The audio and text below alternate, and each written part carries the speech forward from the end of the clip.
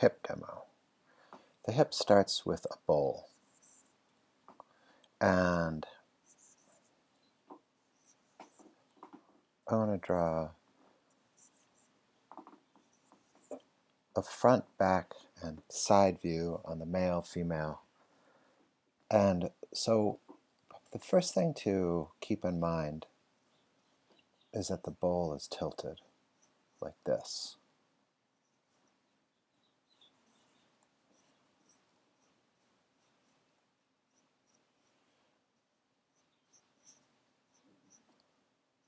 So our front view, we see more of the back of the bowl.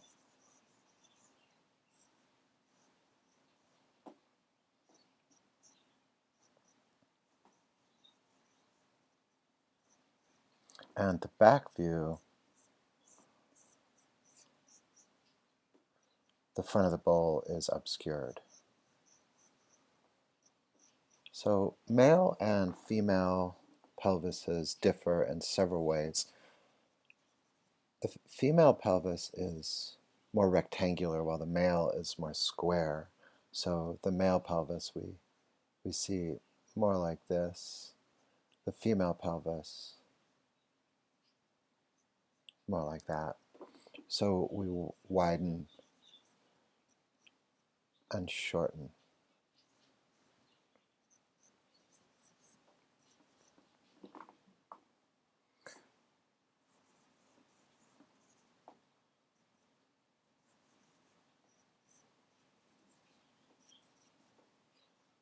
Still working from the concept of a bowl.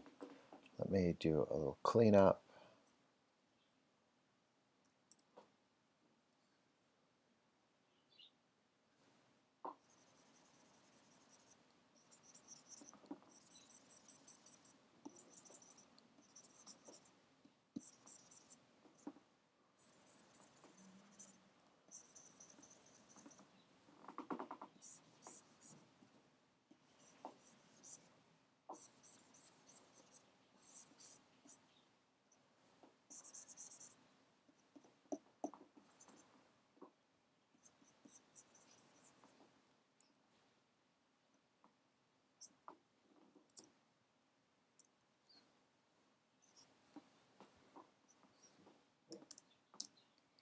The first edition, the first couple of editions, remember when we drew the potato person and we'd start out with a potato shape and then we would add the bullet as the abdomen? So this is the bottom of that bullet, and it forms the abdomen and it breaks the bowl.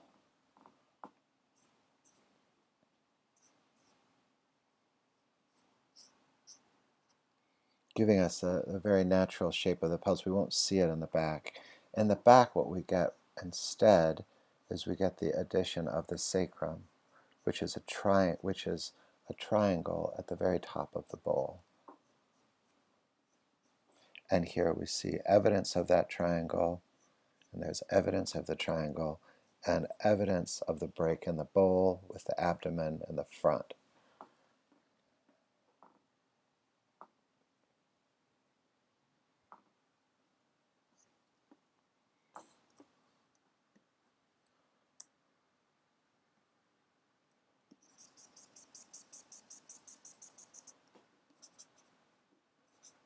So sketching and cleaning, it's a very natural process.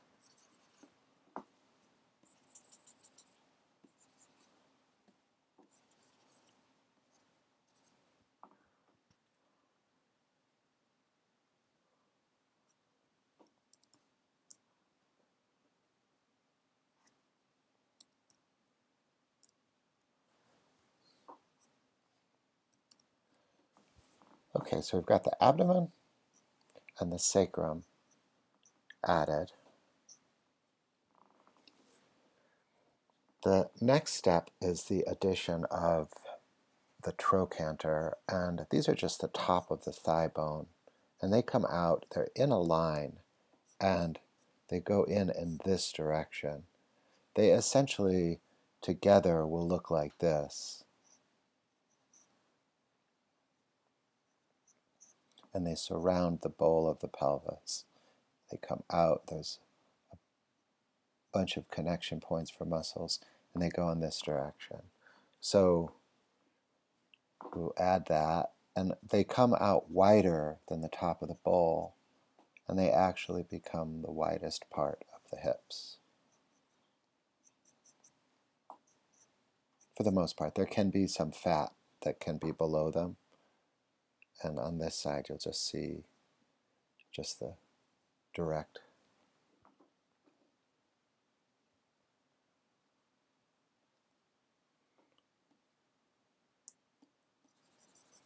Clean up again. Come on.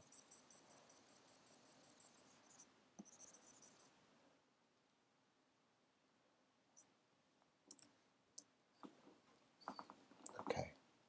So now we can create our contour for what the overall hip shape will look like. And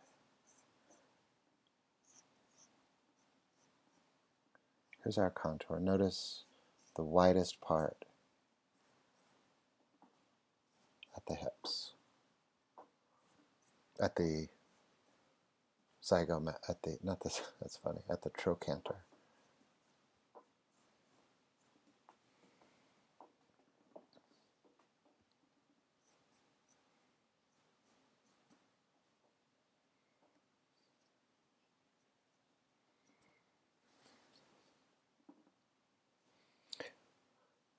This shape, I like that if you have your bowl, and you've tilted it this way, the contour goes like this, a little wide of the bowl, and then it circles down and swoops in. The front contour out like that. Notice the distance between the top of the bowl and the entry of the leg. So here's the top of the bowl, and the thigh comes out from here. Now in the back, this shape swoops around, and it's almost an S curve that brings it into the top of the thigh.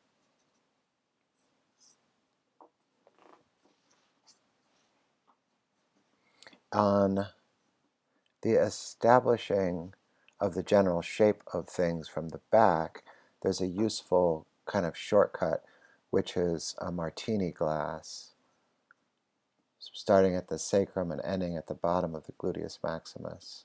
So you can throw in that in the front view. What you need to know is that the insertion point for the thigh really comes up and inserts into here, like this. So if you looked at it, here, it comes up and it inserts into here. And so when you're seeing it in profile, notice the high and the low in terms of how the thigh connects to the torso. It's not a straight connection, it's at an angle.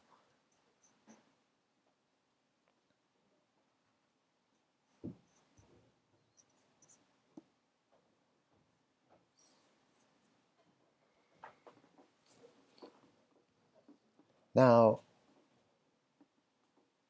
we can add the pubic areas for the male and female, more of a box, the male and female. Notice the overlap. What's happening is there's a set of muscles at the top of the thigh that are called adductors. So if you come down and allow this part to come forward, and that goes behind, you can see it especially on the female. There's a set of muscles in there called the adductors.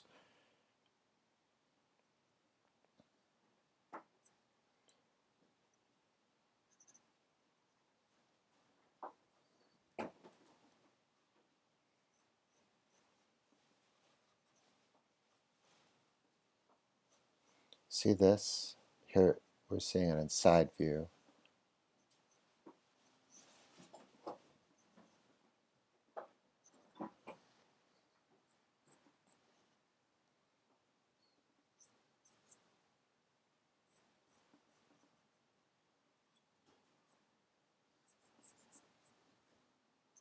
Here's the adductor.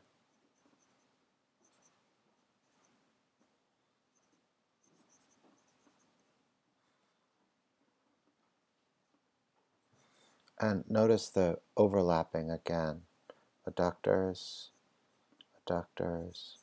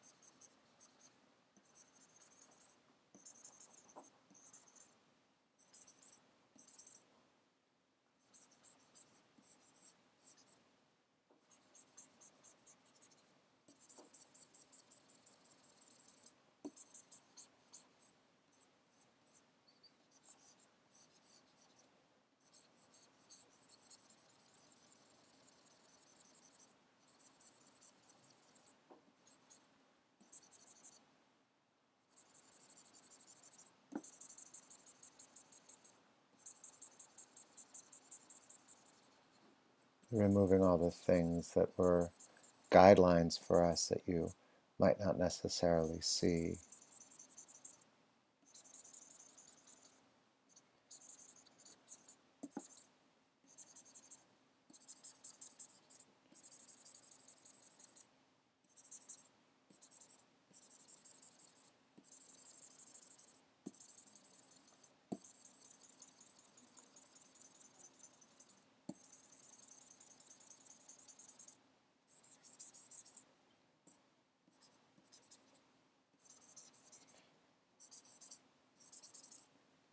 Okay.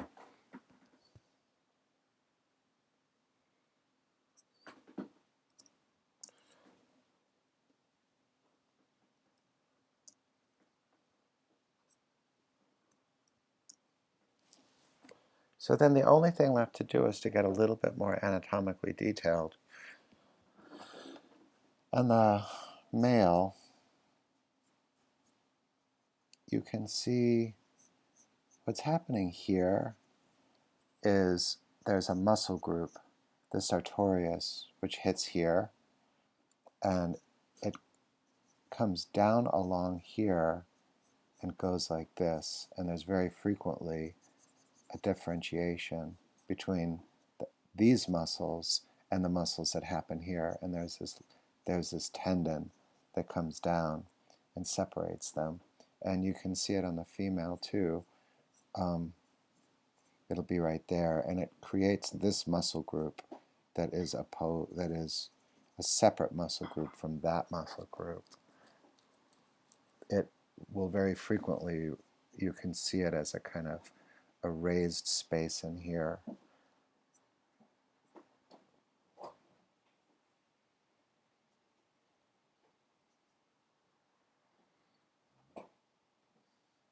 There's a muscle group here. It's called the tensor fasciata. And you see this little triangle? So between the sartorius and this muscle group right there, it makes this triangle-like shape that the top of the thigh inserts into. So we can put it here too. So there's this triangle shape, and and it connects to the top of the bowl, and it creates this shape here, and then this shape here is the sartorius. Again, the widest part is the top of the trochanter, and it has a set of muscles that grab it and head down to the knee.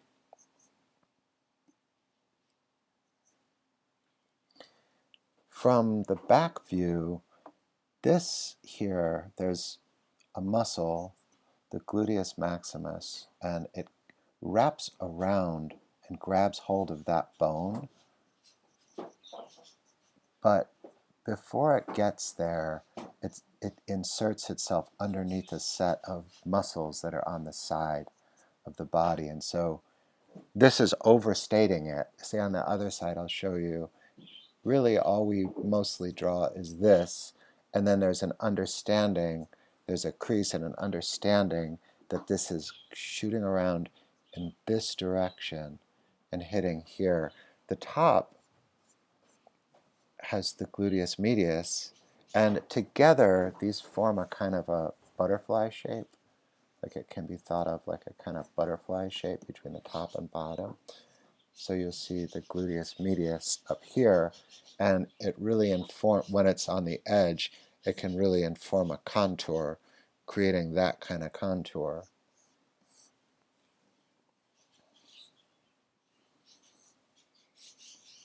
And it's rounded, and there will very frequently be an extra layer of fat stored here. So in the side view, you see the gluteus medius through here, the gluteus maximus through here, and a lot of times our understanding is that its insertion is on this side. It's this great mass here, and it's inserting on this side. And then there's this muscle, which a lot of times is described like a wrench holding like that, and it lives right in here, and it shoots straight down, and it'll come into play when we start trying to construct the knee. And then you have the gluteus medius in here connecting to the top of this, and on this side the tensor fasciata coming around, and the sartorius, creating this insertion point. So the anatomy that I'm drawing in right now is just nice to understand. It's not necessary for most of your drawings, especially at the very basic level. Okay, thanks.